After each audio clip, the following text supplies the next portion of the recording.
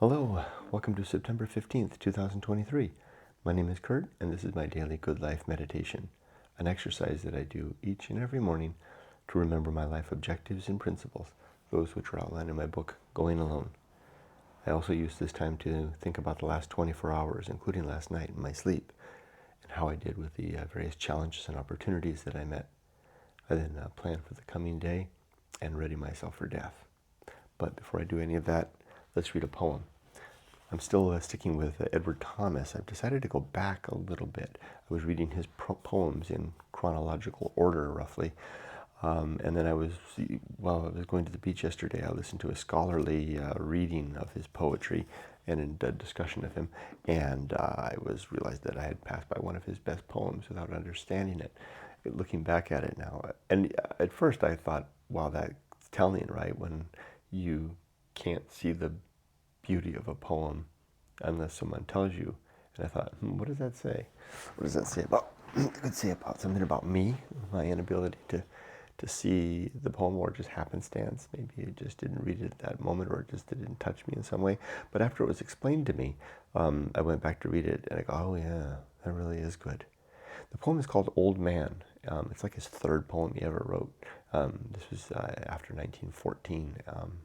And it's about a plant, and particularly the smell of a plant that grew on the entrance, on the doorway to the house that he lived in with his family.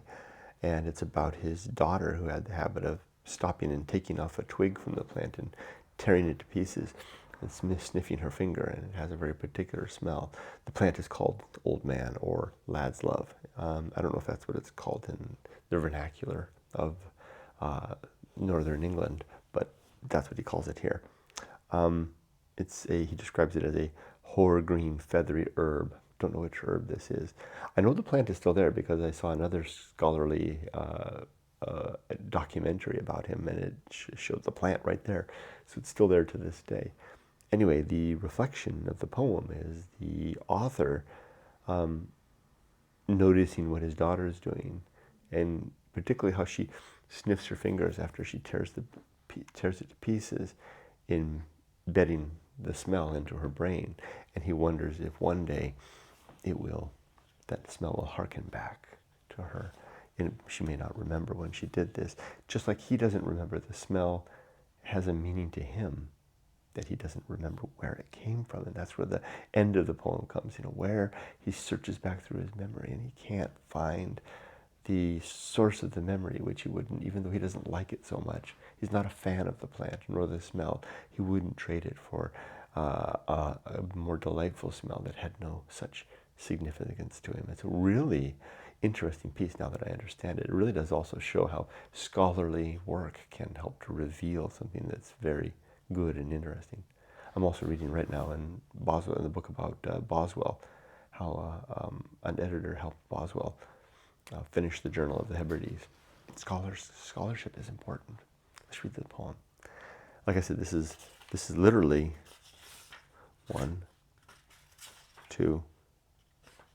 third poem that he ever wrote after his career with prose. Old Man.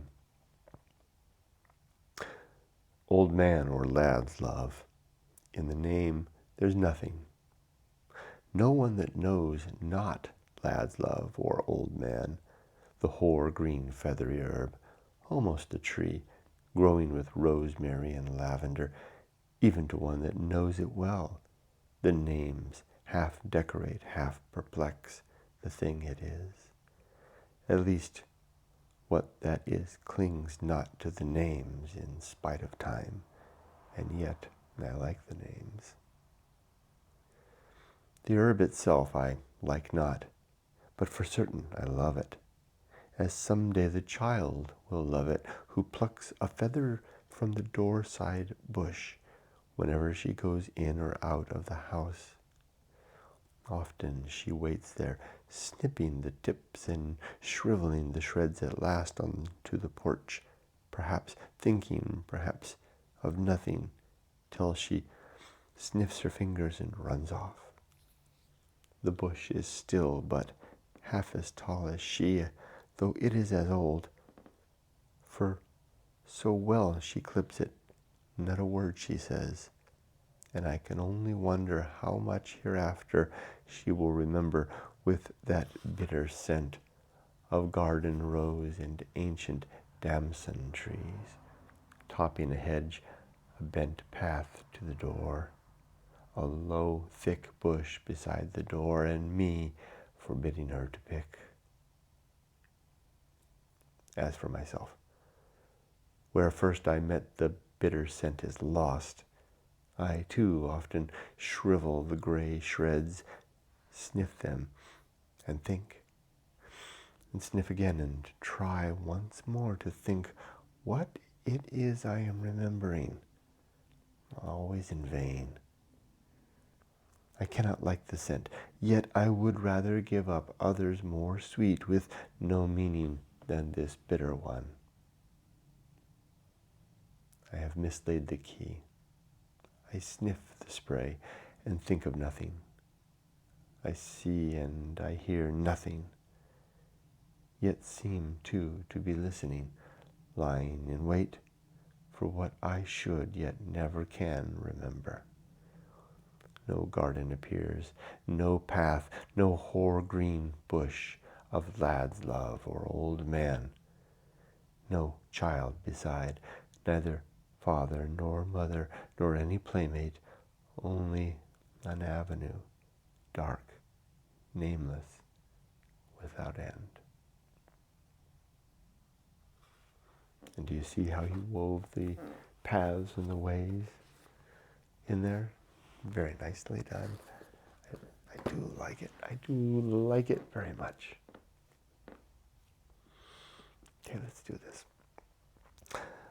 First, last night and yesterday, I slept good, but I think I might have picked up a cold when I was at the clinic on Monday and then again on Tuesday. I'm not feeling so good this morning. Fortunately, I have no meetings today. I can focus. I'll get to the objectives for today, but I have some very clear objectives for how I'm going to spend the day today.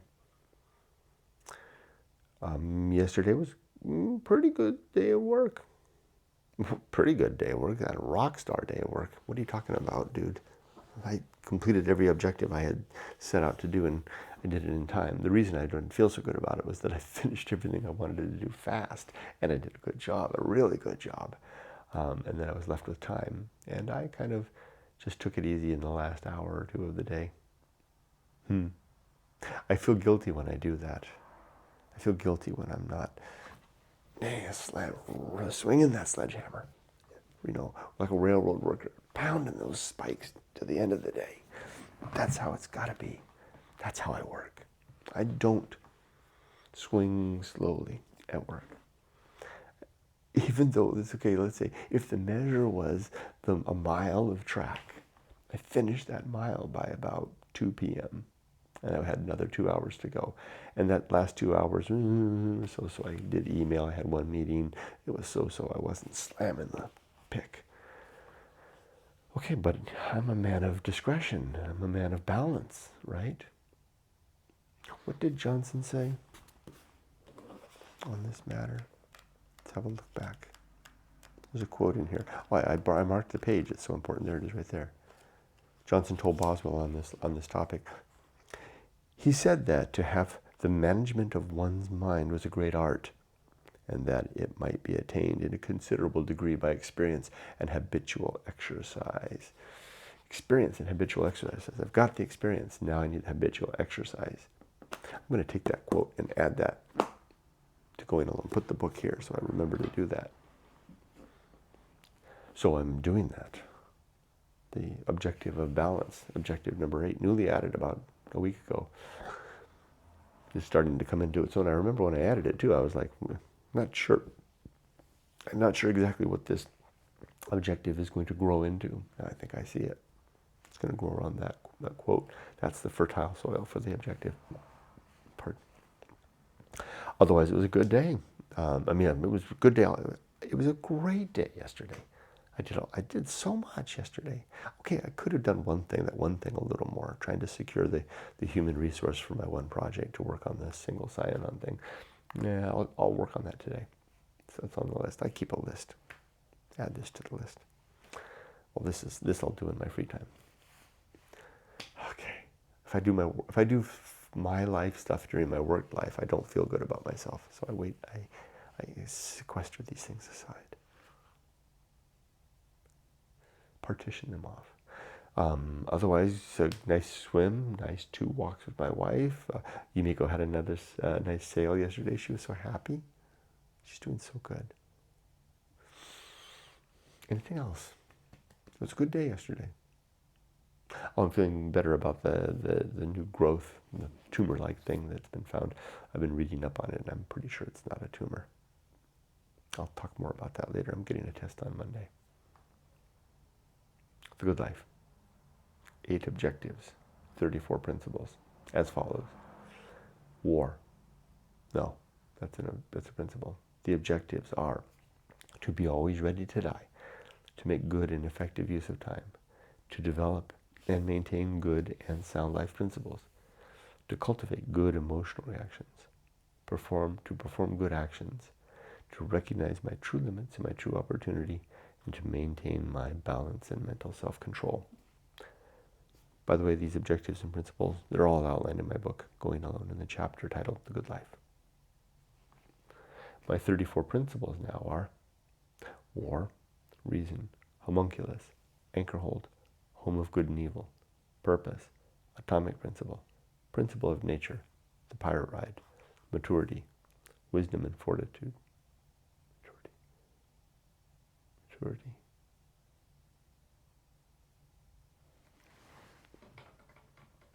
Stumbling.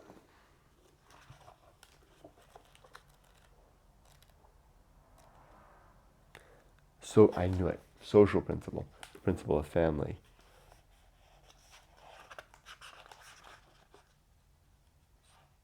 Public speaking?